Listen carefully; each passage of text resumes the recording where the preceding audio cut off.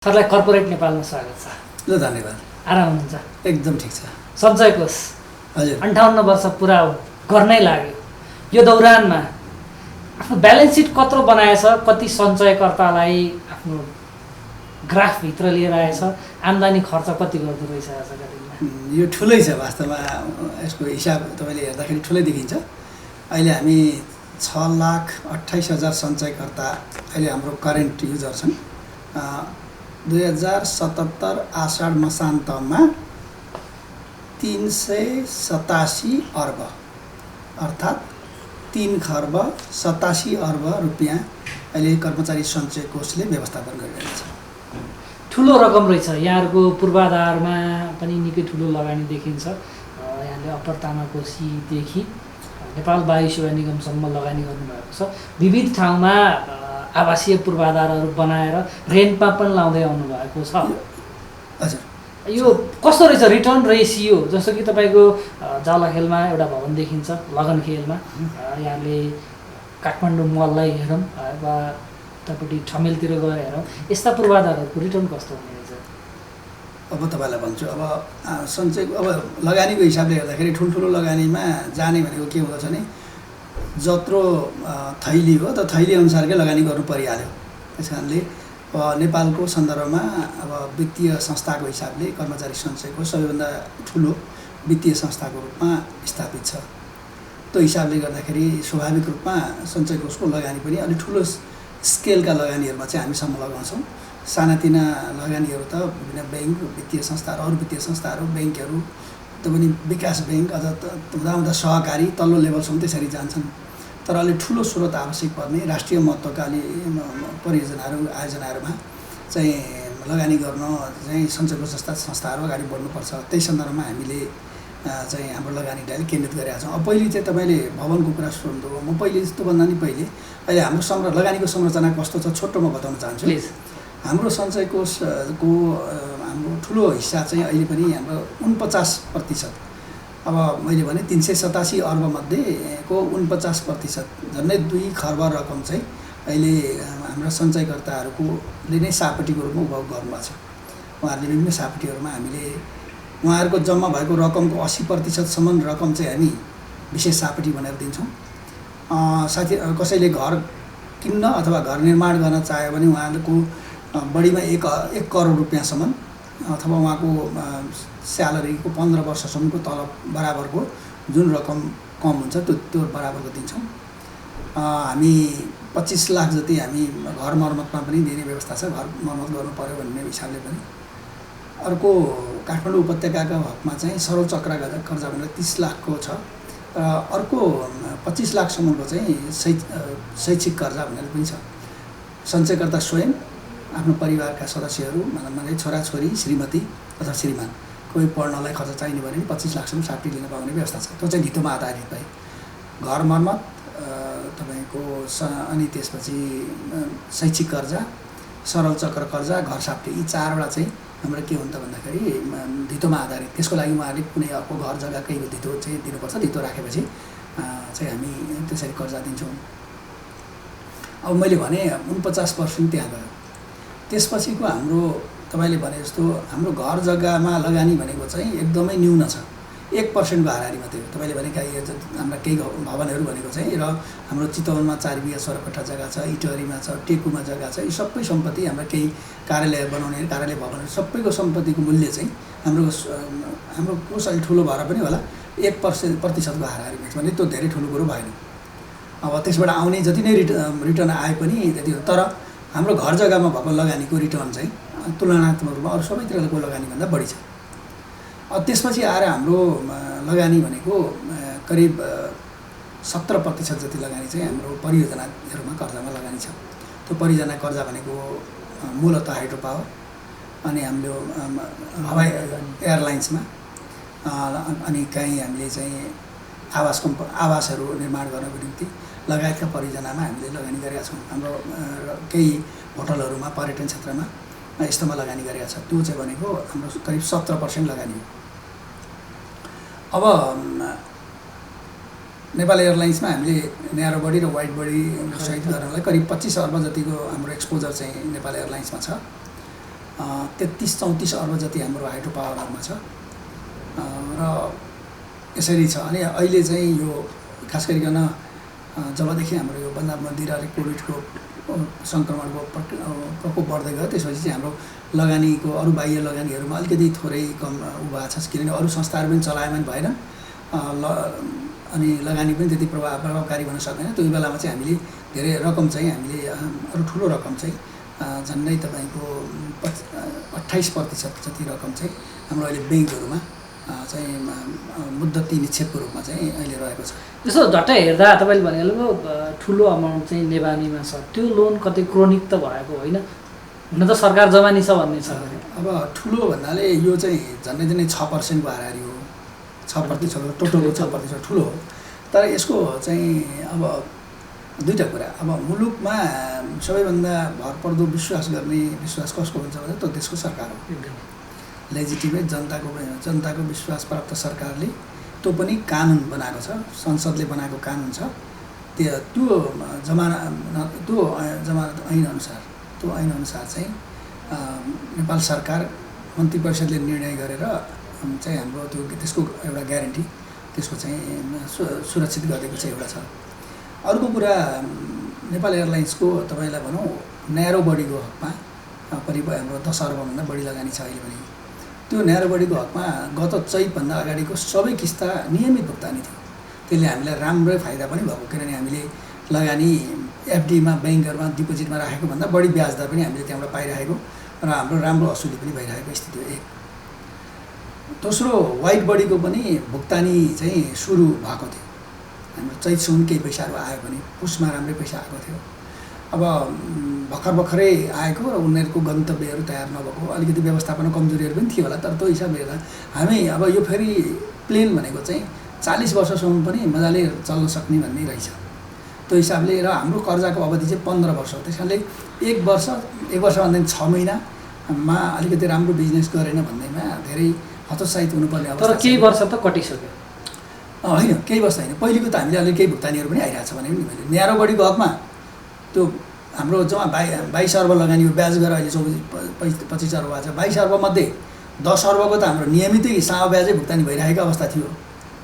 White बडीको हकमा चाहिँ सुरुमा आइसकेपछि उनीहरूको अब अरू थप लगानीहरू त्यसमा गर्नु पर्यो, कर्मचारी थप्नेदेखि लिएर सारा कुरा गरिसकेपछि उहाँहरूको। तर के भने हामीले उहाँहरूलाई हाम्रो तर्फबाट पनि पर्याप्त प्रयासहरू गरेका छौँ, सरकारलाई पनि हामीले अनुरोध गरेका छौँ र अन्ततोगत यदि कुनै कारणवश यदि हाम्रो असुल हुन पाएन भने स्वाभाविक रूपमा नेपाल सरकारले त्यसको चाहिँ जिम्मेवारी लिएको छ, त्यो हुन्छ भन्ने नै हो। तर पनि नेपाल एयरलाइन्सको सुधारको आवश्यकता छ। तर अहिले चाहिँ अब प्रतिकूल परिस्थिति भएको हुनाले मैले धेरै कडा शब्दहरू प्रयोग गर्न पनि अहिले मान्छे ठानिनँ। संसारैभरिका अहिले एयरलाइन्सहरू ठप्प भएको बेलामा अहिले नेपाल एयरलाइन्सलाई पनि हामीले जोगाउनु पर्ने अवस्था छ। र जहाँसम्म सञ्चय कोष त्यो ठुलो संस्थाको कुरा भयो, हामीले पनि एउटा हाम्रो सुरक्षालाई हाम्रो रकम कुनै पनि हालतमा नडुब्ने र कम्तीमा आवश्यक पर्ने हामीलाई न्यूनतम प्रतिफल पनि चाहियो नि। हाम्रो सञ्चयकर्ताको रकम राखेपछि प्रतिफल त त्यो त्यति सुनिश्चित हुने गरेर हामीले लगानी गर्ने चाहिँ अझै यस्तै म त हाम्रो भन्न चाहन्छु, नेपाल सरकारले ग्यारेन्टी दिएर राम्रा परियोजनाहरू चाहिँ हामीलाई लगानी गर्नको लागि हामीलाई अफर गर्दाखेरि सञ्चय कोषहरू जस्तो संस्था चाहिँ त्यस्तोमा जानुपर्छ र संसारका अरू देशहरूले पनि त्यसै गरेका छन्। सिङ्गापुरमै तपाईँ जानु भने ठुल्ठुला अपार्टमेन्टहरू, ठुल्ठुला भवनहरूदेखि लिएर पूर्वाधारहरू चाहिँ बढी त्यहाँको पेन्सन र सञ्चय कोषको फन्डबाटै बनाएका छन्। जस्तो कि सरकारले एनएसीलाई कुन मोडलमा लाने भनेर विविध चरणमा छलफल गरिरहेको छ। त्यो मोडलमध्ये एउटा कम्पनी मोडलमा लाने कि भन्ने कुरा पनि आइरहेको छ। अस्ति भर्खर सार्वजनिक भएको एउटा रिपोर्टमा 5-7 अर्ब मात्रै अब दायित्व सम्पत्ति दायित्व मूल्याङ्कनमा सरप्लस देखिएको जस्तो रिपोर्ट आएको थियो। यदि त्यो अवस्थामा सरकारले अब प्रपोज गर्यो कम्पनी मोडलमा लाने, सञ्चय कोषले उसको जो ऋण हो त्यसलाई इक्विटीमा कन्भर्ट गरोस्, त्यस्तो दिन आउन सक्छ? केही एनालाइसिस गर्नुभएको छ? अब त्यस्तो नआएको हुनाले अनुमानको भरमा कुरा गरिएको छैन, त्यस्तो सोच पनि बनाइएको छैन। तर हाम्रो पनि सुझाव के हो भने नेपाल सरकारले पनि त्यो कुनै पनि एयरलाइन्सहरू आफ्नो सोपुँजी नभइकन सर्भाइभ हुँदैन। हाम्रो अब 50 अर्बभन्दा बढीको चाहिँ अहिले चाहिँ प्रपर्टी त्यहाँ हुँदै भइरहँदाखेरि अब साँच्चै भने सोपुँजी भन्ने छँदै छैन। 30-40 करोडभन्दा बढी सरकारको लगानी त्यहाँ देखिएको छैन, प्रत्यक्ष लगानी। त्यस कारणले गर्दाखेरि सरकारले पनि त्यो सोच बनाएको छ। अलिकति सरकारले पनि प्रतिकूल परिस्थिति बनेर होला, र सरकारले पनि पर्याप्त पैसा चाहिँ आधावधि रकम चाहिँ सरकारले लगानी गर्यो भने हामी पनि वित्तीय विश्लेषण गर्छौँ, प्राविधिकहरू लगाएर हामी वित्तीय विश्लेषण गर्छौँ, नेपाल एयरलाइन्सको भावी योजना हेर्छौँ, उसको प्लान हेर्छौँ, र त्यसबाट उपयुक्त लाग्ने भयो भने हामी विचार गर्छौँ, हामी छलफल गर्छौँ। तर अहिले नै हामी चाहिँ त्यस्तो यस्तो संस्थालाई चाहिँ हुन्छ, तर हामी मात्रै होइन अरू धेरै संस्थाहरू आउनुपर्छ। एउटा सानो रकम हामी पनि लगानी गर्न हामी तयार छौँ, तर कम्पनी मोडल एउटा उपयुक्त मोडल हुनसक्छ कि भन्ने हाम्रो पनि बुझाइ छ। अप्पर तामाकोसीमा यहाँको राम्रो स्टेक छ, प्रोजेक्ट अलिक ढिलो गयो, अब त पाइपलाइनमा आउन थालेको अरे रिटर्न अलिक ढिलो आउँछ, त्यसले कस्तो सिग्नल देला? अब अहिलेको अवस्थामा चाहिँ तामाकोसीको प्रगति मैले गत वर्ष पुसमा गएर त्यहाँ आफै पनि प्रत्यक्ष पनि अनुभव गरेका थिएँ।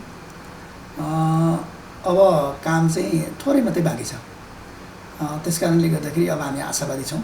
हामीले भर्खरै मात्रै तामाकोसीको ऋणको पनि पुनर्संरचना गऱ्यौँ, र पुनर्संरचना अनुसार अब उनीहरूले पहिलो किस्ता हामीलाई तिर्नुपर्ने भनेको असारको मसान्तमा, र असार मसान्तभन्दा पहिले अब तामाकोसीले कमाएर तिर्न सक्ने अवस्था सिर्जना हुन्छ भन्ने हामीले आशा गरेका छौँ। मलाई लाग्छ माघ फागुनसम्ममा त्यसले उत्पादन चाहिँ सुरु गर्छ। अझै पनि त्यति ढिलो भइसकेको छैन। अब अर्कै अत्यन्त उनी आइलाग्यो भने मात्रै होइन भने अब सानातिना केही कुराहरू व्यवस्थापन गर्न सक्यो भने अब तामाकोसी हाम्रो अहिले त्यसैले पनि हामीले त्यो अलिकति मार्जिन राखेर हामीले आउने असारमा 2078को असार मसान्तमा पहिलो किस्ता 3 महिनाको भनेपछि वैशाखदेखि पेमेन्ट सुरु गर्ने भन्ने हिसाब हो, र असारमा पहिलो किस्ताको लागि चाहिँ हामीले राखेका छौँ। हामीले आशा गरेका छौँ अब त्यो नियमित रूपमा त्यो हुन्छ। तर एउटा कुरा हाइड्रो पावरको चाहिँ एउटा राम्रो पक्ष के हो भने आएर सुरु भएर अब ठुल्ठुलै अब दुर्घटना भएन भने चाहिँ स्वाभाविक रूपमा मिनेटमा सेकेन्डमा त्यसले चाहिँ पैसा पे चाहिँ कमाइ गर्छ, र निरन्तर गरेर त्यसलाई सानो यो कोरोनाले पनि छुँदैन। त्यसलाई अहिले कोरोनामा झन् बढी बिजुली चाहिएको छ, खपत पनि भएको छ, त्यसले रिटर्न पनि पाउँछ। त्यस कारणले हाम्रो त्यो हामी तामाकोसीको हकमा ऋण लगानीको 50% हामीले लगानी गरेका छौँ। टोटल ऋण लगानीकै 50% हामीले लगानी गरेका छौँ, र हाम्रो सामा पुँजी नै हामीले 14 अर्ब लगानी गरेका छौँ। त्यस्तै हामीले चिलिमे अन्तर्गतका 4वटा प्रोजेक्टहरू अहिले तिनीहरू पनि सम्पन्न हुने अवस्थामा छन्। धेरैको काम चाहिँ 70-80%, 90%सम्म भइसकेको अवस्था छ, र ती प्रोजेक्टहरू पनि 1-8 वर्षमा चाहिँ उत्पादन सुरु हुन्छ र हाम्रो पेब्याक सुरु हुन्छ। जस्तो बैंक तथा वित्तीय संस्थाहरूले गरेको लगानीमा समस्या आयो भने खराब कर्जा भन्छन्, सञ्चय कोषले त्यो क्याटेगोरीलाई कसरी आइडेन्टिफाई गरेको छ? आजका दिनमा यति जति छ भन्ने केही सिनारियो भेटाउन सक्नुहुन्छ? अब यस्तो छ, हामीले केही ऋणहरू हामीले पहिले धेरै अगाडि केही वर्ष अगाडि चाहिँ केही ऋणहरू लगानी गरेका केही ऋणहरूमध्ये केही खराब कर्जामा परिणत पनि भएका अवस्था पनि हो। तिनीहरूको बारेमा पहिले व्यवस्थापन गरिसकिएको छ। अहिले चाहिँ हाम्रो खराब कर्जा भनेर हामीले त्यसरी उनी गर्नुपर्ने प्रोभिजन नै गर्नुपर्ने अवस्थामा छैन। सञ्चय कोष जस्तै संस्थाहरू बजारमा छन्, सिआइटीले नि झन्डै बाहिरबाट हेर्दा अब टेक्निकल्ली त तपाईँहरूले जस्टिफाई गर्नु होला हामी यति फरक हौँ भनेर सिआइटीले नि काम गरिरहेको छ। हेल्थको सेक्टरमा काम गर्छु भनेर अलिअलि तपाईँहरूसँग मिल्न जाने स्वास्थ्य बिमा बोर्ड पनि छ। अहिले त नयाँ युगको आरम्भ भनेर सरकारले सामाजिक सुरक्षा कोष पनि ल्यायो। यो झन्डै उस्तै देखिने संस्थाहरू कहिलेसम्म रहिरहँदा अरूभन्दा फरक भएर कसरी रहने? तपाईँले अत्यन्त राम्रो प्रश्न गर्नुभयो। तर अब उस्तै तपाईँले नै आफैले फेरि उत्तर पनि दिइसक्नु भएको छ। उस्तै लाग्ने, तर पक्कै पनि भित्र त उस्तै छैन होला।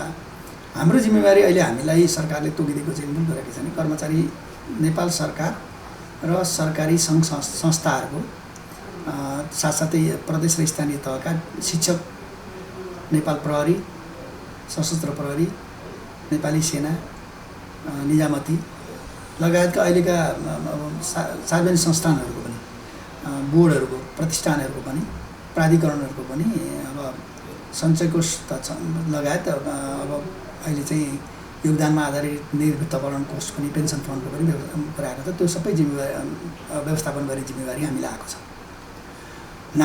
सामाजिक सुरक्षा कोषलाई हेर्ने भने उसले निजी क्षेत्र भनेपछि स्वत निजी क्षेत्र भनेपछि फरक भइगयो, छुट्यो, प्रष्ट छुट्यो। त्यो भनेको त्यहाँ चाहिँ त्रिपक्षीय चाहिँ सम्झौता हुन्छ, त्यहाँ चाहिँ मालिक हुन्छन्, त्यहाँ मजदुर हुन्छन् र त्यहाँ अर्को सरकारको पक्ष पनि हुन्छ भन्ने हो, अथवा ट्रेड युनियनहरू हुन्छन् भन्ने पनि हो। ट्रेड युनियन हुन्छ, मालिक हुन्छन् र सरकार हुन्छ, यो तिनवटाको ट्रिपोटाइट टाइपको कलेक्टिभ बार्गेनिङ हुने कुरा चाहिँ त्यहाँ जान्छ। नागरिक लगानीको बाई नेम नामैले त्यो नागरिक हो, त्यो सिटिजन हो, त्यसैले त्यो इम्प्लोइ नहुन सक्छ। त्यसैले स्वरोजगार र अब व्यक्तिगत र स्वरोजगारवालाहरू उनीहरूको चाहिँ नागरिक लगानी कोषमा जाने हो। त्यसमा अहिले चाहिँ हामीले वैदेशिक रोजगार पनि यदि उहाँहरूलाई पनि ल्याउने हो भने पनि त्यो चाहिँ नागरिक लगानी कोषमा छ। तर नागरिक लगानी कोषमा अरू थुप्रो कुराहरू पनि छन्। उसको स्थापना नै क्यापिटल मार्केटलाई, पुँजी बजारलाई प्रवर्धन गर्ने भनेरै भएको। जति हुनुपर्ने त्यति अहिले त्यहाँबाट भइरहेको छैन। झन्डै सञ्चय कोषकै प्रकृतिको कामहरू भइरहेछ भन्ने गुनासाहरू पनि आएकै हुन्। तर अब अहिले उनले पनि आफूले करेक्सन गर्दै जान लागिरहेछ। उसले अन्तर्गत अहिले एउटा चाहिँ स्टक डिलरको कम्पनीकै रूपमा इस्टाब्लिस गरेर काम पनि अगाडि बढाएको छ। त्यस कारणले हेर्दा उस्तै लागे पनि यी अलिकति हाम्रो दायरा चाहिँ लगभग अब अहिले नीतिगत रूपमा नै प्रष्ट रूपमा छुट्टिएको छ। कोषलाई पेन्सन फन्ड म्यानेजरको रूपमा अगाडि सारिसक्दा उसको कार्यक्षेत्र आम्दानीको दायरा बढ्ने हो कि अलिकति घट्ने हो? प्राइभेट सेक्टरलाई अब एक्जिट गराउनु पर्यो भने बढ्छ, गर्दैन। हाम्रो जति थियो त्योभन्दा अब यसो छ, प्राइभेट सेक्टर सबैले ल्याउन सकेको हुँदाखेरिको सम्भावना त अर्कै थियो। तर त्यो नहुँदाखेरि चाहिँ कट अफ डेट त्यसलाई मान्दाखेरि चाहिँ अहिले पनि यो वर्ष पनि तपाईँको हामीले गत साउनदेखि नयाँ निजी क्षेत्रका सञ्चयकर्ताको सञ्चय कोष हामीले यहाँ जम्मा आएको छैन भन्नाले पुरानाको केही कन्टिन्यू होला, नयाँ चाहिँ लिएको छैन। तर त्यति हुँदाहुँदै पनि अहिले हाम्रो यो वर्षको हाम्रो कोषको वृद्धि 13% भन्दा बढी छ। अगाडि पनि त्यस्तै नै हो, हामीले 11देखि 14% बिचमा कोष वृद्धि भइरहेको थियो। अहिले पनि हाम्रो कोष वृद्धि भइरहेछ। यसमा चाहिँ झन्डै 50 करोडभन्दा बढी त अहिले हाम्रो पेन्सन फन्डले सप्लिमेन्ट गरिसक्यो र अब यो वर्षदेखि धेरै बढ्छ। किनभने गत वर्ष चाहिँ पहिलो वर्ष थियो, कर्मचारीहरू धेरै लोकसेवाबाट यताउताबाट पनि धेरै नभएको धेरै भर्नाहरू भइरहेको छैन। अब जबदेखि भर्ना चाहिँ अलिक सुचारू हुन्छ, तपाईँको नेपाली सेना, नेपाल प्रहरी, शिक्षकहरूको मात्रै हिसाब गर्दा पनि 30, 35, 40 हजारभन्दा बढी चाहिँ मान्छेहरू थपिन्छन् र त्यो थपिँदाखेरि ती मान्छेहरूको चाहिँ सञ्चय कोष र हिजो हामीलाई 20% सञ्चय कोष जम्मा हुन्थ्यो भने अब 12% निवृत्तिकरण कोषमा पनि जम्मा हुन्छ भनेपछि 32% आउँछ। भनेपछि हाम्रो त कोषको साइज बढेर जान्छ। त्यस कारणले हामी निरन्तर ग्रो गर्छौँ, निरन्तर रूपमा बढेर जान्छौँ। वेतन कर्णाली एउटा महत्त्वाकांक्षी प्रोजेक्टका रूपमा अगाडि सारिँदैछ भन्ने थियो होइन, छ नै। के भएको छ त्यसमा? वेतन कर्णाली अहिले आफ्नो प्रारम्भिक कामहरू अगाडि बढाएको छ। अहिले डिटेल स्टडिजहरू, इन्जिनियरिङ स्टडीहरू लगभग सम्पन्न भइसकेको छ। जग्गा चाहिँ अधिग्रहण गर्नुपर्ने जग्गाहरू अधिग्रहणको प्रक्रियामा अगाडि बढेको छ। यसको चाहिँ टेस्ट टनेलको लागि चाहिँ कामहरू अगाडि बढेको छ। अनि त्यहाँ साइटमा भवनहरू बनाउने गर्ने, आफ्नो अफिस भवनहरू बनाउने कुराहरू अगाडि बढेको छ। यसको चाहिँ पुँजीको कसरी, यसको लागि चाहिँ लगानीको व्यवस्थापन कसरी गर्ने भनेर विभिन्न खालका मोडालिटीहरूमा यो वर्कआउटहरू भइरहेको छ। अब EIA को लागि चाहिँ निवेदन दिने कामहरू भइसकेको छ। EIA को लागि एप्लाई गर्ने कामहरू भइसकेको छ। अब तपाईँको साथसाथै PPA को लागि पनि निवेदनको प्रक्रिया अगाडि बढेको छ र सबै कामहरू चाहिँ तयारी अवस्थामा छन्। अलिकति यो कोभिडको कारणले पनि अलिकति पछाडि चाहिँ धकिँदै गएको छ। तपाईँहरूलाई एउटा आरोप लाग्यो वेतन कर्णालीको केसमा, तल त्यति ठुलो प्रोजेक्ट बनाउन सरकारले इनिसिएट गरिरहेकै छ, हतार माथि अर्को प्रोजेक्ट थालियो, यो फन्ड थियो कतै लहर व्यवस्थापन गरिहालन् भनेर डिटेल स्टडी गरिएन कि भन्ने थियो। कसरी जस्टिफाई? कसले भने त्यसरी? त्यस्तो त हुँदै होइन। हामीलाई स्वीकृति दिने नै नेपाल सरकार हो। नेपाल सरकार ऊर्जा मन्त्रालय मार्फतबाटै दिने हो। र तपाईँलाई जानकारीको लागि म भनौँ, तल त्यो प्रोजेक्टलाई सुरक्षित राख्दै पहिलेको प्रारम्भिक कुरा चाहिँ थियो, तपाईँले भनेको ठिक हो, 688 मेगावाटको बनाउने भन्ने हिसाबले हुँदाखेरि चाहिँ पछि तलको प्रोजेक्ट हामीले जुन महत्त्वाकांक्षी प्रोजेक्ट हो त्यो चाहिँ हाम्रो ड्रिम प्रोजेक्ट हो, त्यो बन्छ बन्दैन थाहा छैन। तर पनि त्यसलाई सुरक्षित राख्नुपर्छ भनेर हामीले त्यसको चाहिँ संरचना चेन्ज गर्यौँ। त्यो गरिसकेपछि अहिले चाहिँ 442 मेगावाटको मात्रै बनाउने। त्यसो हुँदाखेरि त्यसलाई अलि माथि लग्यो। अब चाहिँ सबमर्ज हुँदैन, तलको प्रोजेक्ट भन्दा पनि त्यो माथिको हाम्रो डुब्दैन र त्यो पनि निरन्तर रूपमा चलाउन सकिन्छ भन्ने ठम्याइका साथ हामीले करेक्सन गरेर अगाडि बढेका छौँ। त्यस कारण अब यो आरोप लगाइरहनु पर्ने अवस्था छैन। सञ्चयकर्तालाई आवास उपलब्ध गराउने एउटा प्रोजेक्ट पनि अघि बढ्दै थियो, त्यसको प्रोग्रेस कति भएको छ? अब यस्तो छ, अब हाम्रा 6 लाखभन्दा बढी सञ्चयकर्ताहरू, हामीले बनाउने 20-50वटा 100वटा घरले त्यसको मिनिङ चाहिँ राख्दैन, महत्त्व राख्दैन। त्यस कारणले अब अनि सञ्चय कोषले पहिले केही नमुनाको रूपमा पोखरामा गर्यो, हाम्रो केही जग्गा हामीले चितवनमा छ, त्यसको लागि पनि हामीले डिजाइनहरू गरिसकेका छौँ, बिल्डिङहरूको डिजाइनहरू गरेका छौँ, 157वटा घर बनाउन सकिने गरेर डिजाइन पनि बनेको छौँ। तर अब सञ्चय कोषको एउटै चिज मान्छेले, एउटै संस्थाले धेरै खालका कुरामा हात हाल्नु हुँदो रहेछ कि भन्ने खालको हाम्रो बुझाइ। तर फेरि संसारभरि नै हेर्दाखेरि एउटा लगानीको महत्त्वपूर्ण क्षेत्र, सामाजिक सुरक्षाको महत्त्वपूर्ण क्षेत्र चाहिँ आवास क्षेत्र हो। अझ नेपालको सन्दर्भमा त झन् के अत्यन्तै महत्त्वपूर्ण छ। हामी चाहिँ के भने विदेशतिर चाहिँ ठुल्ठुलो अपार्टमेन्टहरू हुने, सारा कुरा हुने, धेरै जस्तो भाडामै बस्नेहरूको 50% बढी मान्छेहरू चाहिँ त्यही बङ्गलादेशमा आफ्नो घरमा बस्दैनन्, उनीहरू भाडाको घरमा अथवा उमा बस्छन्। अब हाम्रो सन्दर्भमा चाहिँ 80% बढी मान्छेहरू चाहिँ हामी निजी घर नै हाम्रो अहिलेसम्म पनि चाहना त्यही छ। त्यो कारणले गर्दाखेरि यो एउटा र धेरै कर्मचारीहरूको, कामदारहरूको, वैदेशिक रोजगारमा जानेहरूको, हरेक मान्छेहरूको हेर्दाखेरि के देखिन्छ भने बिहा यताउता भइसकेपछि परिवार छुट्टिने, न्युक्लियर फ्यामिली भने, र त्यो परिवार छुट्टिएपछि उसलाई पहिलो आवश्यकता उसले घरको महसुस गर्ने र जिन्दगीभरि त्यो घर बनाउनेतिर घरको चिन्तामा लाने। अनि फेरि हामीले अहिले घर साफ्टी सञ्चालन गरेका छौँ, त्यसले 40-45 हजार सञ्चयकर्ताहरू लाभान्वित हुनुभएको छ। तर त्यसले पनि के भयो भन्दाखेरि हाम्रा सञ्चयकर्ताहरू हराउनु भयो, उहाँहरू विभिन्न ठाउँमा ठगाइमा पर्नु हुनुभयो। अब कतिपय ठाउँमा चाहिँ सबैले त त्यस्तो होइन, तर केही जग्गा दलालहरूको एउटा चाहिँ माखी छाङ्गोमा पनि परेर उहाँहरू पनि अप्ठ्यारो पाउनु पर्नुभयो। अनि फेरि पनि हामीले लगानी गरेको ठाउँहरू पनि हामीले सहरको व्यवस्थित बसोबास होस् भन्यो, तर स्लम जस्तो, झुपडपट्टी जस्तो, जहाँ चाहिँ पानीको व्यवस्था छैन, राम्रो बाटोको व्यवस्था छैन, स्वस्थकर छैन, सारा कुरा छैन, सुरक्षा छैन, यो खालको अवस्थाबाट मुक्त हुनुपर्छ भनेपछि अब के हुन्छ भन्दाखेरि लो कस्टका हाउजिङहरू गर्ने, तर व्यवस्थित रूपमा गर्ने, चाहिने जति मान्छेलाई बाँच्नको लागि, एउटा स्वस्थ जीवन बाँच्नको निम्ति चाहिँ एउटा सम्पन्न परिवार कसरी बस्नुपर्छ भन्ने खालको हिसाबको राम्रो डिजाइनका घरहरू बनाउनुपर्छ भन्ने हिसाब, र त्यो चाहिँ सञ्चयकर्ताहरूलाई वितरण गर्नुपर्छ भने हाम्रो सोच चाहिँ त्यो प्राथमिकतामा परेको। गभर्मेन्टको 2 वर्ष अगाडिको चाहिँ बजेट वक्तव्यमा पनि आएको थियो। अनि त्योलाई हामीले मध्यनजर गर्दै अहिले भर्खरै हामीले कर्मचारी सञ्चय कोषले नै सञ्चय कोषकै एकल लगानीमा सञ्चयकर्ता घर जग्गा कम्पनी भनेर हामीले स्थापना गरेका छौँ। अब यसको चाहिँ अहिले अफिस स्थापनाको कामहरू भइरहेछ। अब अनि यसलाई अहिले हामीले के काम दिँदैछौँ भन्दाखेरि सञ्चय कोषकै घर जग्गाहरूको भाडाको व्यवस्थापन गर्ने, हामी एजेन्टको रूपमा काम गर्छौँ। अनि हाम्रा जग्गाहरूमा भाडामा दिने भने त्यो पनि गर्ने, त्यहाँ निर्माण गर्ने भने त्यो निर्माण गराउन दिने, मर्मत गर्ने भने मर्मत गर्न पनि दिने, र त्यो कम्पनी मार्फत गराउने। कम्पनीलाई चाहिँ हाम्रो एउटा स्पेसलाइज्ड एजेन्सीको रूपमा, विशेषीकृत एउटा अङ्गको रूपमा चाहिँ हामी स्थापना गरेर लिएर जाने भन्ने सोचमा चाहिँ हामीले त्यो कम्पनी अगाडि बढाएको छौँ। र त्यो कम्पनी मार्फत हामी आवासका परियोजनाहरू हुन्छ। र तपाईँहरूले अब धेरै छिटो त नभनौँ, तर आउने वर्ष अब हामी 60औँ वर्षगाँठ सञ्चय कोषको मनाइरहने क्रममा पुग्दासम्ममा तपाईँले एउटा शुभ सन्देश चाहिँ पाउनुहुनेछ कि सञ्चय कोषले सञ्चयकर्ताको लागि एउटा आवास परियोजनाको शुभारम्भ गरेर अगाडि बढाएको छ भन्ने कुरा चाहिँ जानकारी पाउनुहुन्छ। यो मैले भावी योजनाको रूपमा चाहिँ यहाँलाई प्रस्तुत गर्न चाहेँ। सो कर्मचारी सञ्चय कोष एउटा अफिस, तपाईँ त्यसको व्यवस्थापकीय नेतृत्व गर्दै हुनुहुन्छ। तपाईँको कुरा सुनियो, बाहिर हेरियो, हाम्रो आँखाले देखियो, अरूले भन्छ हाइड्रोमा लगानी गर्न पनि भइएकै छ, वायु सेवा निगमलाई ऋण पनि दिइयो, घर बनाएर बेच्नुपर्छ भन्ने प्लानिङ पनि छँदैछ। यी बाबत विविध प्रकृतिका पोर्टफोलियोमा लगानी गर्ने त्यो एक्सपर्टिज चाहिँ कसरी व्यवस्थापन हुँदो रहेछ, सेयर गरिदिनुहोस्।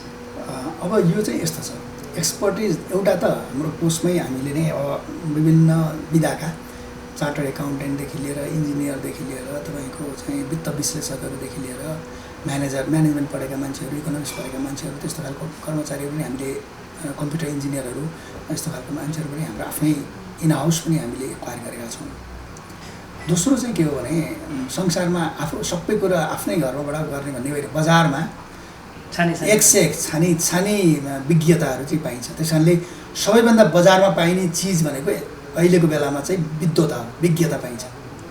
तर पाइन्छ भन्दैमा सही विज्ञता छनौट गर्न सकिएन भने चाहिँ फेरि दुःख पाइन्छ, स्क्रिनिङ। त्यस कारणले हामीले त्यो चाहिँ हामी चाहिँ के गर्छौँ भन्दाखेरि हामी अहिले भने नि मैले 108 अर्ब रुपियाँ त अहिले हामीले ब्याङ्कहरूमा लगानी गरेको छ। 108 अर्ब, त्यो 108 अर्बले त विभिन्न ठाउँमा काम गरेको छ नि, तर त्यहाँ त सञ्चय कोष गएको छैन। हामी हामी त ब्याकमा बसेका छौँ। त्यस कारणले हामीले ठुला अलिक ब्रोडर पर्सपेक्टिभबाट कामहरू गर्छौँ, तर हामी त्यसका स्पेसलाइज एजेन्सीहरूलाई हामीले प्रयोग गर्छौँ। त्यही भएर होटल गर्नेहरूलाई होटलमा लगानी गरिदिन सक्छौँ हामी, एयरलाइन्सलाई हामी एयरलाइन्सबाट गर्न सक्ने भयौँ। त्यस्तै हाउजिङ गर्नेहरूलाई हामीले हाउजिङ कम्पनीमा नै लगानी गरेका छौँ। हाउजिङमा हामी लोनहरूबाट दिन्छौँ, हाइड्रो पावरमा गऱ्यौँ, यसरी नै गऱ्यौँ। तर त्यसैले मैले भने अघि तपाईँले भने वेतन प्रणालीको कुरा लिनुभयो। वेतन प्रणाली सञ्चयकर्ताको आफै नै प्रवर्धक चाहिँ नभएको भए पनि हुन्थ्यो होला भन्ने चाहिँ एउटा हो। तर त्यसको पछाडि एउटा फिलोसफी छ। त्यो फिलोसफी के हो भने यो चिलिमीको प्रोजेक्ट केही सेयरहरू हुँदाखेरि त्यो सेयरहरू पाउँदा कर्मचारीले राम्रो लाभान्वित भएको महसुस गरे। अनि नेपालमा ठुला प्रोजेक्टहरू बनाउनलाई रिसोर्सको कमी भइरहेको बेलामा हाम्रा सञ्चयकर्ता भनेको 6 लाखभन्दा बढी छ। 6 लाख मान्छेहरूले 100 भन्यो भने रुपियाँ मात्रै हाल्यो भने 6 करोड भयो होइन। अनि 10,000 रुपियाँ हाल्यो भने 6 अर्ब हुने भयो। अझ 50,000 हाल्यो भने कति हुने भयो। त्यसैले यसले गर्दा चाहिँ एउटा ठुलो लगानी पनि जुटाउन सकिने। अनि सञ्चयकर्ताहरू अहिलेको कर्मचारीलाई 10,000 20,000 भनेको कुनै एउटा पोइन्ट अफ टाइममा त्यति महत्त्वपूर्ण नहोला। तर 20,000 को सेयर चाहिँ किन्यो भने अहिलेलाई 200 सेयर पर्दियो भने 200 सेयरबाट भोलि आउने रिटर्न चाहिँ हाम्रो सेयरले भोलि हाम्रो प्रोजेक्सन 30%, 25%, 30% रिटर्न आउँछ भन्ने छ। उत्पादन सुरु गरेर ऋण तिरिसकेपछि त्यो आउने भने भोलि कोही रिटायर भइसकेपछि घरमै बस्दा पनि राम्रो आम्दानी हो, होइन भने सेवाकालमै बस्दा पनि त्यसले चाहिँ राम्रो रिटर्न दिन्छ।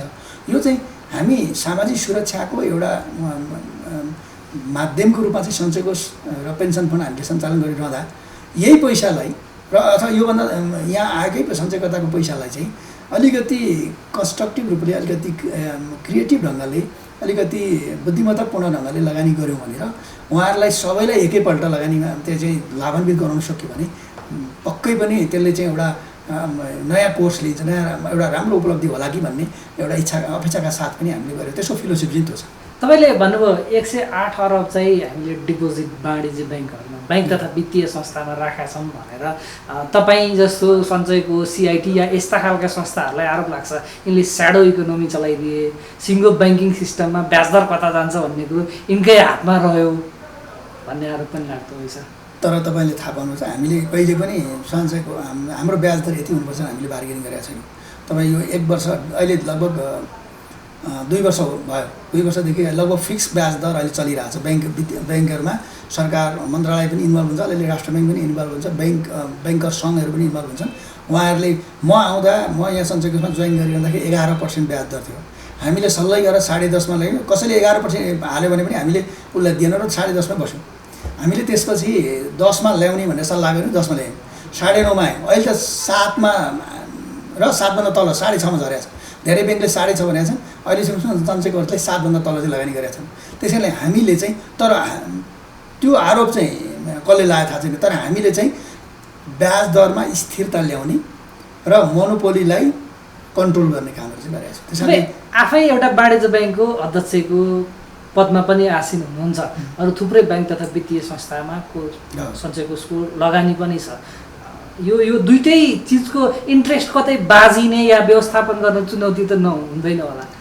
यो राम्रो प्रश्न गर्नुभयो। तर हामी चाहिँ संस्थागत मान्छे भयौँ, त्यस कारणले यहाँ मेरो व्यक्तिगत रूपमा केही इन्ट्रेस्ट छैन। सञ्चय कोषमा पनि मेरो छैन, त्यहाँ पनि छैन। त्यस कारणले म त्यहाँ गएपछि त्यो ब्याङ्कको अध्यक्षको टोपी लाउँछु र ब्याङ्कको लागि हितमा काम गर्छु र त्यो निर्णय गर्नुपर्ने ब्याङ्कको इन्ट्रेस्टमा काम गर्छु। यहाँ आएपछि म सञ्चय कोषको काम गर्छु। त्यस कारणले अहिलेसम्म काहीँ त्यस्तो क्वेसन उठेको छैन। उठेको भए सम्भवतः पोलिसी नै चेन्ज भइसक्थ्यो होला। तपाईँको ब्याङ्कमा चाहिँ कतिवटामा इन्भेस्टमेन्ट छ आजका दिनमा, केही नोटिस? 10-11वटा ब्याङ्कहरूमा छ। अनि राष्ट्र ब्याङ्कले यो क्रस होल्डिङ व्यवस्थापन गर्छु भनिरहेको छ, त्यो अवस्थामा तपाईँहरू सहभागी रहेको संस्था एउटा हामी अपवाद हो। हामी अपवादको रूपमा पहिलेदेखि नै छौँ र अपवादको रूपमा रहनु पनि पर्छ यस्तो संस्थाहरू। त्यो अपवाद भनेको किनभने होइन भने अहिले लगानीको विभिन्न ठाउँमा आवश्यकता पर्छ। एकातिर हामीसँग लगानी योग्य पुँजी छ, अर्कातिर लगानीको थुप्रो आवश्यकता छ। अनि हामी चाहिँ अड्केर बस्ने भने यो कसरी गर्ने त? कसले गर्छ? गर्दैन नि। त्यसैले हामी भनेको चाहिँ पब्लिक इन्टिटी हो। हाम्रो नियन्त्रण रेगुलेसन गभर्मेन्टले गरिदिन्छ। त्यस कारणले हामी के गर्छौँ भने हामी स्वच्छन्दपूर्वक, हामी अराजक ढङ्गले जाँदैन। तर फेरि हाम्रो हितको हकमा, हाम्रा सञ्चयकर्ताको हितको हकमा हामी फेरि स्ट्रिक्ट पनि छौँ। हामीले तपाईँ हेर्नुभयो भने वाइड बडीकै न्यारो बडीकै को सन्दर्भमा तपाईँ त्यो सम्झौता हेर्नु भने तपाईँलाई खतरा लाग्छ क्या। हामीले सबै कुरामा गभर्मेन्टको ग्यारेन्टी हुँदै पनि त्यो न्यू रोडको चाहिँ नेपाल एयरलाइन्सको घर जग्गा पनि हाम्रो कन्ट्रोलमा छ, ती किनेका प्लेन पनि हाम्रो नाममा कन्ट्रोलमा छ। तपाईँलाई नसोधी बेचबिखन एक विद्युत प्राधिकरण त्यत्रो संस्था आफै ऊ छ। तामाकोसीमा हामीले चाहिँ मध्यम समितिको प्रोजेक्ट नै एउटा सिङ्गो प्रोजेक्ट नै हामीले चाहिँ कन्ट्रोलमा ल्याएको छ, हाम्रो चाहिँ सुरक्षा हाम्रो चाहिँ धितोमा राखेको छ। त्यसैले हामी त्यो कुरामा फेरि हामी त्यत्तिकै छौँ, किनभने हाम्रो पछाडि 6 लाखभन्दा बढी सञ्चयकर्ता र उहाँहरूसँग आश्रित परिवार भनेको 35-40 लाखभन्दा बढीको चाहिँ एउटा जनसङ्ख्या छ, जुन जनसङ्ख्याको चाहिँ अवकाशपछिको जीवनको सुरक्षाको जिम्मेवारी हामीले लिएका छौँ। जस्तो बैंक तथा वित्तीय संस्थालाई राष्ट्र ब्याङ्कले हेर्छ, बिमा कम्पनीहरूलाई समिति छ, स्टक मार्केटलाई धितोपत्र बोर्डले नियमन गर्छ, अहिले त विद्युत नियमन आयोग पनि आयो भन्ने छ। यो प्रकृतिको सङ्घ संस्थालाई त्यसै गरी ठ्याक्क नियमन गर्ने निकाय भयो भने स्वच्छन्द भयो कि भन्ने आरोप लाउनेहरूलाई तपाईँको जवाफ के हुन्छ? त्यस्तो धेरै आरोप लागेको छैन, तर हाम्रो नियन्त्रणमा चाहिँ एउटा संयन्त्र छ अर्थ मन्त्रालयमा, अर्थ मन्त्रालयले हामीलाई रेगुलेट गरिराखेकै छ। हामी अहिले रेगुलर रूपमा हामीले पनि हरेक 6 महिनामा चाहिँ हामी हाम्रो प्रतिवेदन पनि पठाउँछौँ। अब हाम्रा कतिपय नीतिगत कुराहरू पनि हाम्रो अर्थ मन्त्रालयबाट स्वीकृत भएर आएपछि मात्रै हाम्रो लागु हुन्छ। फेरि हाम्रो संस्था हामी सञ्चय कोष भनेर हामीले 2टा कोष चलाएका छौँ, सञ्चय कोष र निवृत्तिकरण कोष, दुईटै ऐनबाट सञ्चालित छन् र निवृत्तिकरण कोषको सञ्चालन गर्दा नियावली पनि आइसकेको छ।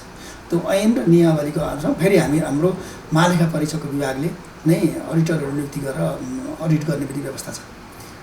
अब जसरी चाहिँ अरू प्राइभेटमा चाहिँ सम्बन्धित बोर्डले, जस्तो म हिमालयन ब्याङ्कमा छु भने हिमालयन ब्याङ्कको चाहिँ ब्याङ्कको सञ्चालक समितिले अडिटर नियुक्ति गर्छ बाहिरबाट मार्केटबाट भने, हाम्रो चाहिँ महालेखा परीक्षकले आफै अडिटरहरू चाहिँ उहाँकै अडिटरहरू आएर हाम्रो अडिट पनि गर्नुहुन्छ। त्यो कारणले पनि हामीलाई नियमित रूपमा हामी चाहिँ अरूभन्दा बढी कन्ट्रोलमा छौँ र हामी छौँ, त्यो समस्या हामी कहाँ छैन। सञ्चय कोषका लगानीकर्ता भनेको सञ्चयकर्ता, तिनले आफ्नो तर्फबाट कोषमा जति योगदान गर्छन् त्यसको रिटर्न रेसियो सोसियल सेक्युरिटीको त एउटा फर्मेट होला नै, त्यो बाहेक इन्भेस्टमेन्टको फर्मेटबाट रिटर्न रेसियो कसरी व्यवस्थापन हुँदो रहेछ, के पाउँदो रहेछ? अब हामीले सञ्चयकर्ताहरूको लागि राम्रो अहिलेसम्म चाहिँ राम्रो नै प्रतिफल दिएको छौँ। गत वर्षकै कुरा गर्ने भने गत वर्ष अघिल्लो वर्ष म आइकन 2 वर्ष हामीले चाहिँ महालेखा परीक्षकको लेखा परीक्षण सम्पन्न भएर हामीले मुनाफाहरू पनि वितरण गऱ्यौँ।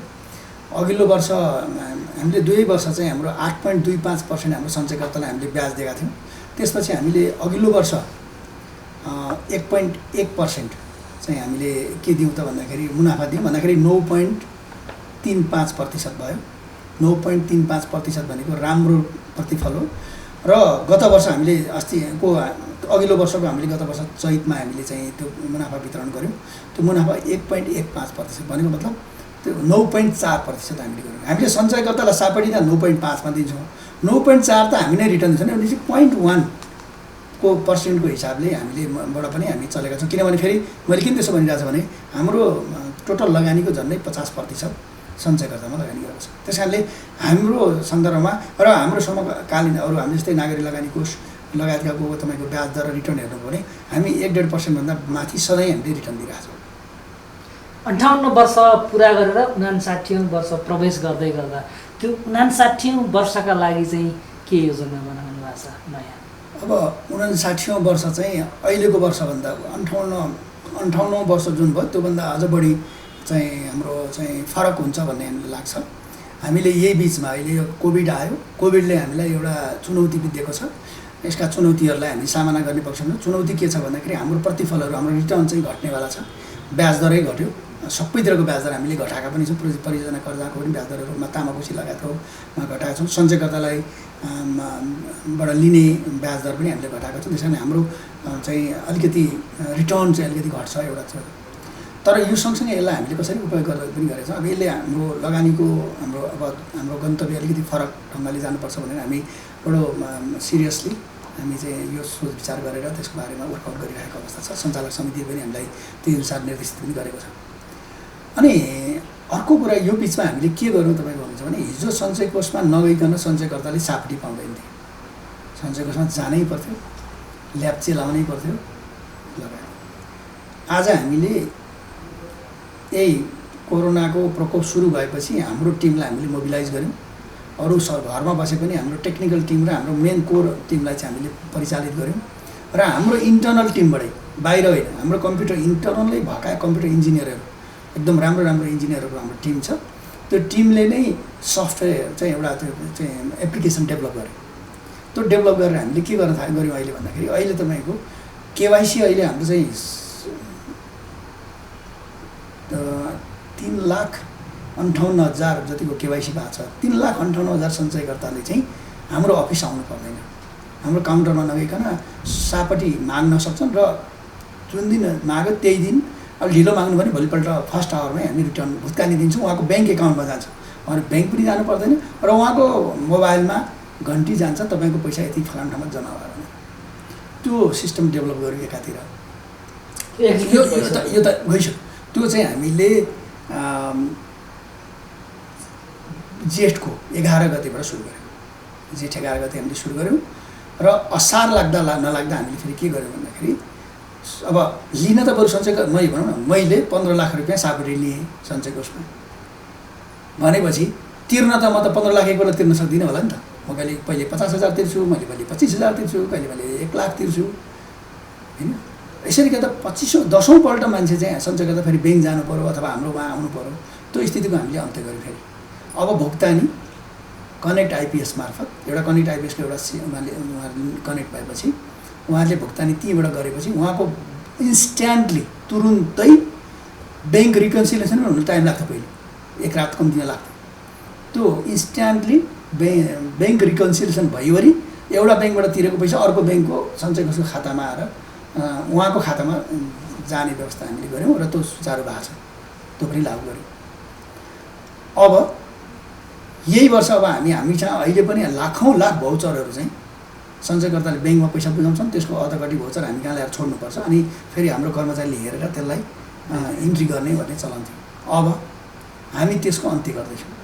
अब भौचर नै लिएर यहाँ हामी कहाँ आउने, अर्को हामीलाई बुझाउनु पर्ने भौचर नै जेनेरेट नगर्ने खालको सिस्टम हामी बनाउन लागिरहेको छ अर्को वर्ष। यही वर्षभित्र। अब त्यसैले यो हाम्रो 59औँ वर्ष चाहिँ बडो महत्त्वपूर्ण हुन्छ। त्यो भएपछि के हुन्छ भने तपाईँको इमिडिएटली सञ्चयकर्ताले तिरेको पैसा हाम्रो खातामा आउने भयो, सम्बन्धित व्यक्तिको खातामा आएर चाहिँ त्यो चाहिँ क्रेडिट हुने भयो। अनि त्यहाँबाट चाहिँ टेक्नोलोजी ट्रान्सफरमा चाहिँ न्यू इरा नै हुन्छ।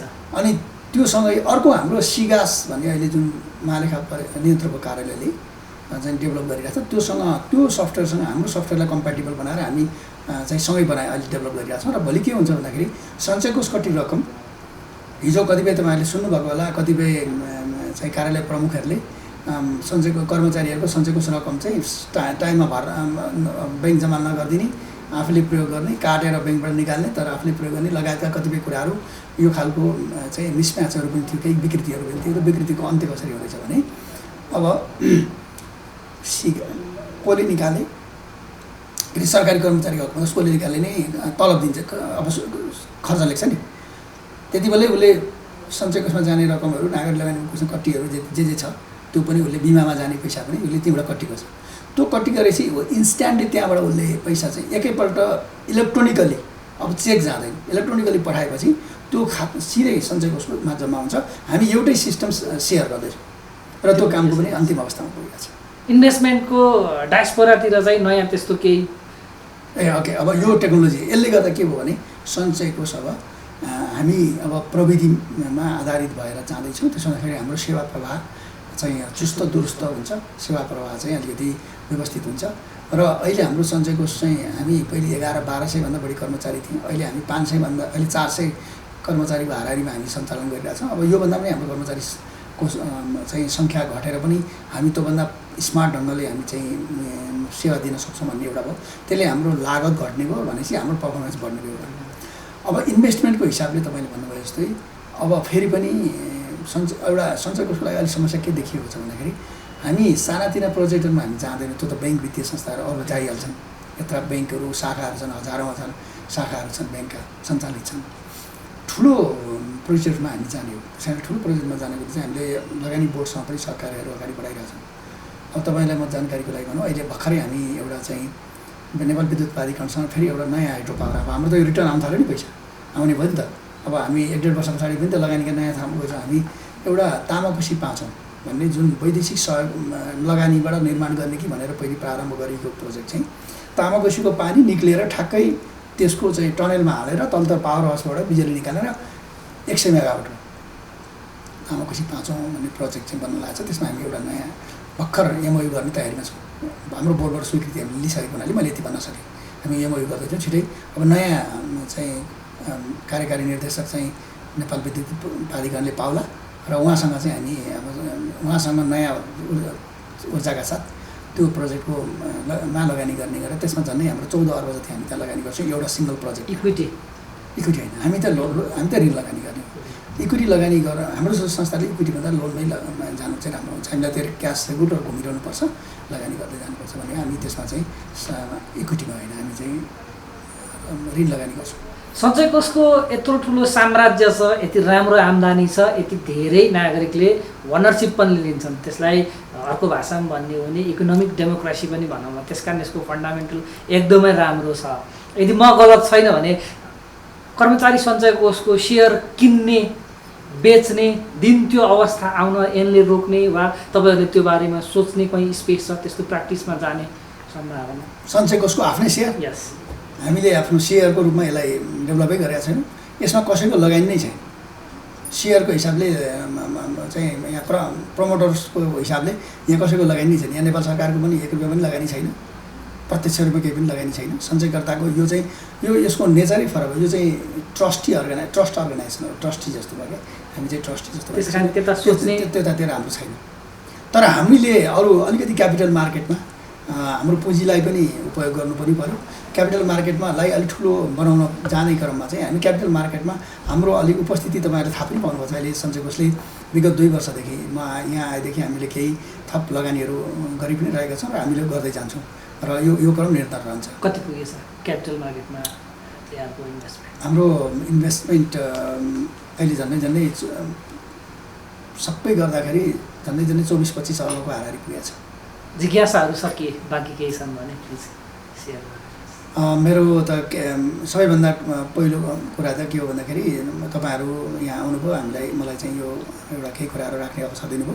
तपाईँहरू मार्फत मेरा सञ्चयकर्ताहरूलाई म के भन्न चाहन्छु भने नेपालको सबैभन्दा पुरानो वित्तीय संस्था, सबभन्दा जेठो वित्तीय संस्था भन्नु पऱ्यो र अहिले पुँजीको हिसाबले सबैभन्दा ठुलो वित्तीय संस्था पनि हो।